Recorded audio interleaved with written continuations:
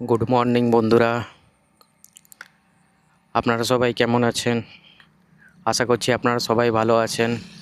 তো আজকে আমি আবার বেরিয়ে পড়েছি একটা নতুন সোলো ট্রিপের জন্য। তো আজকের যে ডেস্টিনেশনটা হচ্ছে সেটা জয়পুর ফরেস্ট আর বিষ্ণুপুরে টেরাকোটার মন্দিরের মতনই এই জায়গাটা। তো খুব সুন্দর একটা জায়গা, কলকাতার খুবই কাছে, গুপ্তিপাড়া। তো এই গুপ্তিপাড়াটা বেছে নিলাম যেহেতু ওখানে হিস্টোরিক প্লেস আছে, অতি প্রাচীন, আর ওখানে অনেক বছর ধরে চলে আসে পুরীর জগন্নাথের মতন রথযাত্রা। খুবই প্রাচীনকাল থেকে এই রথযাত্রাটা চলে আসছে।